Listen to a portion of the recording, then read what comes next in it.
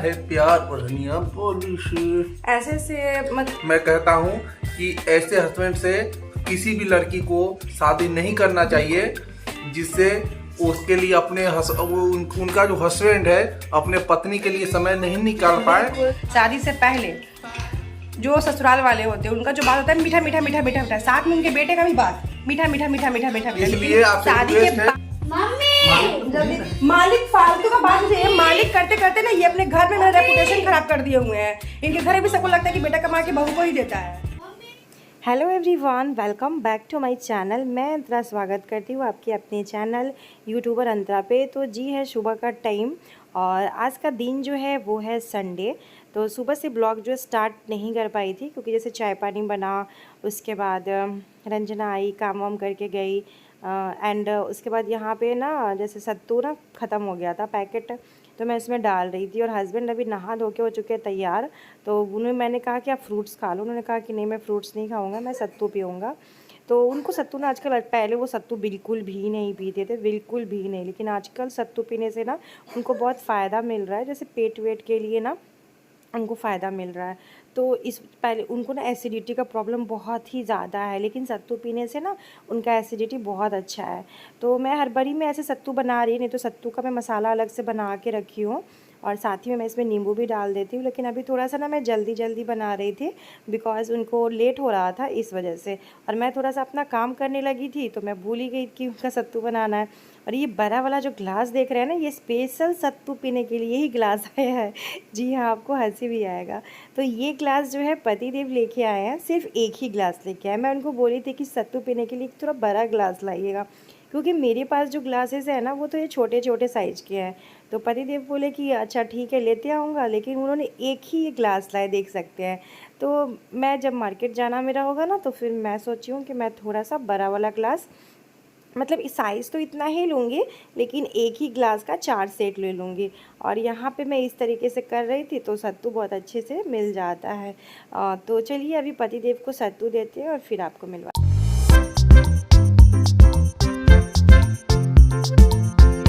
Hello everyone, welcome back to my channel. Very very good morning. कैसे हैं आप सभी? होप आप लोग बहुत अच्छे होंगे फ्रेंड। तो पतिदेव पी रहे हैं सत्तू और 10 बजे और जा रहे हैं ऑफिस, क्योंकि संडे हो या मंडे,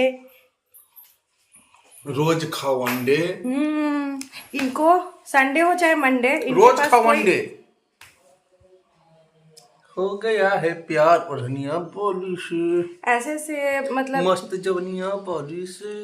ऐसे से हस्बैंड अपने पत्नी के लिए समय नहीं दे पाते समय हैं, नहीं दे पाते हैं। इसीलिए मैं कहता हूँ कि ऐसे हस्बैंड से किसी भी लड़की को शादी नहीं करना चाहिए जिससे उसके लिए उनका जो हस्बैंड है अपने पत्नी के लिए समय नहीं निकाल पाए और सिर्फ काम से ही प्यार करे। इसलिए वैसे लड़के का शादी एकदम नहीं होना चाहिए। मैं इसके खिलाफ करता हूँ कि ऐसे में लड़की का जिंदगी बर्बाद हो जाता है। जो हस्बैंड अपने पत्नी को घुमा नहीं पाते हैं, बाजार नहीं ले जाते हैं, जैसे क्या बोलते हैं उसको, ब्यूटी पार्लर नहीं ले जाते हैं, उनका क्लीनअप नहीं कराते हैं, उनका आईब्रो नहीं बनवाते हैं, उनका कुछ थोड़ा सा वो जो होता है चटपटर वो सब नहीं कराते हैं, इसलिए ऐसे में लड़की का जिंदगी बर्बाद हो जाता है। कृपया हर लड़की से रिक्वेस्ट है कि ऐसे हस्बैंड पति को शादी से पहले लड़के को देख करके, समझ करके, बूझ करके ही अपना शादी करें ताकि आपका जिंदगी खुशहाल हम रहे। आपको बताते हैं, शादी से पहले लड़का लोग का बड़ा रहता है, हम ऐसे कर देंगे, वैसे कर देंगे, ये कर देंगे, वो कर देंगे, लेकिन शादी के बाद का जो लाइफ होता है ना वो एक लड़की ही समझ सकती है। शादी से पहले जो ससुराल वाले होते हैं उनका जो बात होता है मीठा मीठा मीठा मीठा मीठा, साथ में उनके बेटे का भी बात मीठा मीठा मीठा मीठा मीठा मीठा। इसलिए आपसे शादी के बाद सच्चाई पता चलता है कि ससुराल वाला क्या है और उनका बेटा क्या है। सो जा रहे हैं। पैसा दीजिए, हमको पार्लर जाना है। अब सारा कमा के पैसा हम आप ही को देते हैं, तो पैसा दीजिए जल्दी। अच्छा दे लेना। नहीं लेना, जल्दी लाइए। जल्दी। मालिक फालतू का बात मुझे मालिक करते करते ना ये अपने घर में मेरा रेपुटेशन खराब कर दिए हुए हैं। इनके घर भी सबको लगता है कि बेटा कमा के बहू को ही देता है। और किस दिन आपको बैंक डिटेल दिखाएंगे कि हम इनके अकाउंट पे सारा पैसा भेजते हैं अपना। पैसा लाइए पहले, जाना पार्लर, हमको पैसा लाइए। तो दिमाग मत खा सुबह सुबह बोल दिए पैसा लाइए। नहीं लाइएगा तो अगला महीने से पैसा नहीं देंगे, याद रखिएगा। इतना में होगा, 500 रुपये लइए, 500 में होगा। ये 500 नहीं नहीं, हमको क्लीन अप करवाना है 500 रुपये। पाँच चलिए ठीक है फ्रेंड, वीडियो में बने रहिएगा, अभी बहुत सारा काम है हमको। तो जी पतिदेव चले गए ऑफिस और उनके ऑफिस जाती मैं लग गई अपने घर के कामों में। वैसे तो मौसम आज काफ़ी ज़्यादा अच्छा है, धूप बिल्कुल भी नहीं है, बट मौसम जो कहते हैं ना, एक ठंडा वाला जो मौसम होता है वो नहीं है, गर्मी है ही। तो बस अभी जो है मैं ये सारे डब्बे को पहले अच्छे से ऑर्गेनाइज़ कर देती हूँ, क्योंकि सारे डब्बे इधर उधर से ना मिक्स हो जाते हैं।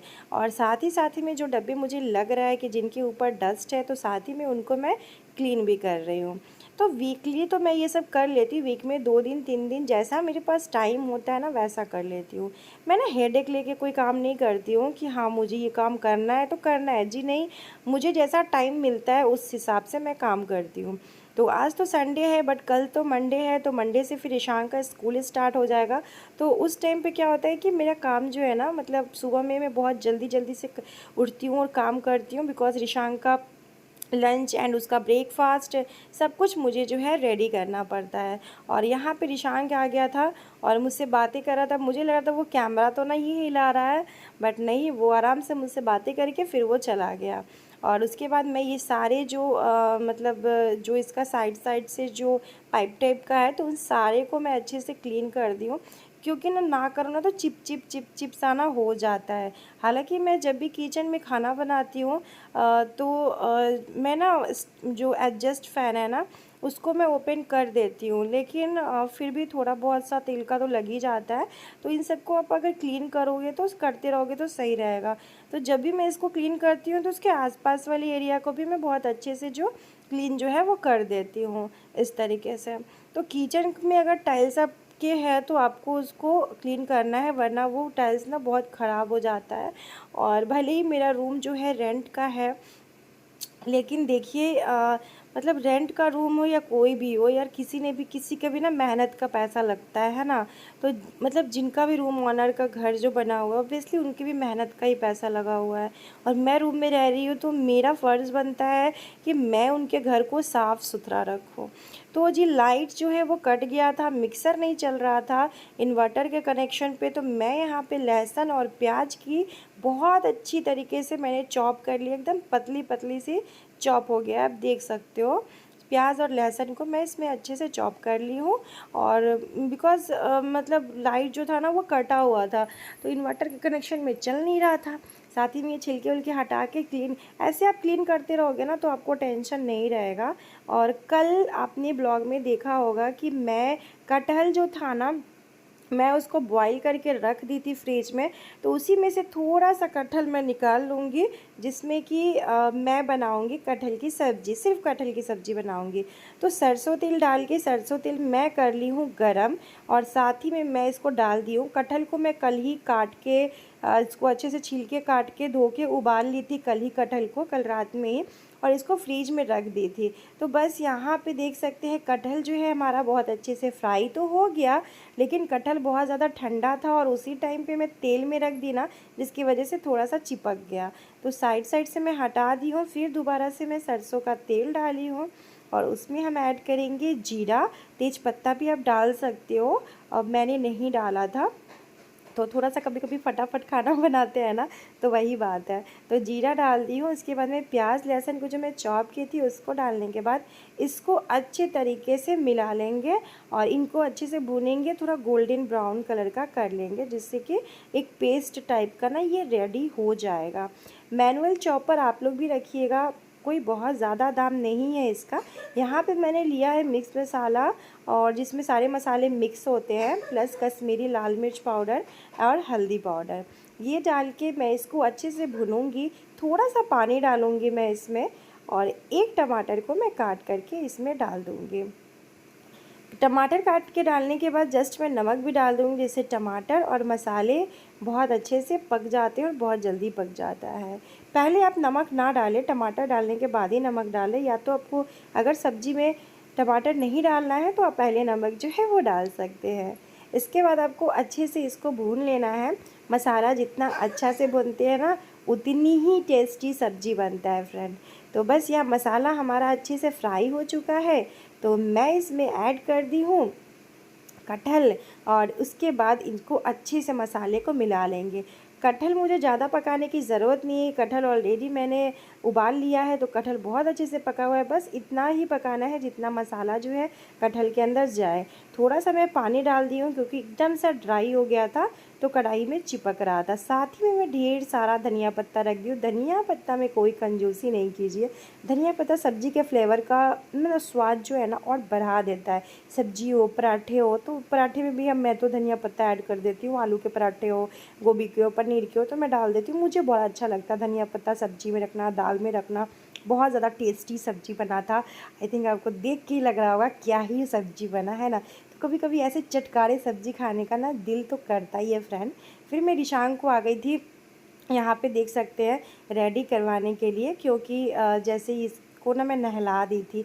मैं सोची कि मैं खुद के नहाने से पहले मैं इसको नहा देती हूँ। अच्छा जी, मैं जाने वाली हूँ पार्लर, तो ये जाएगा ऑफिस, राहुल जी के ऑफिस चला जाएगा ये तब तक, तो सॉरी पतिदेव के ऑफिस चला जाएगा।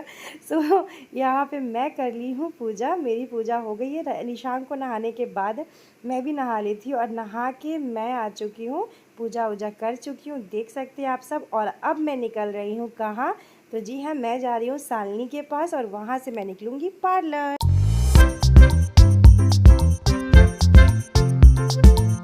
तो फ्रेंड हम लोग निकल गए हैं पर्स टैंक तो हम लोग निकल गए पर्स टैंक के, और घर से हम निकले थे तो शालिनी के घर गए थे। हम ब्लॉग बनाना भूल गए क्योंकि रास्ते में घर से जब निकले तो मम्मी का कॉल आ गया, मम्मी से बात करने लगे।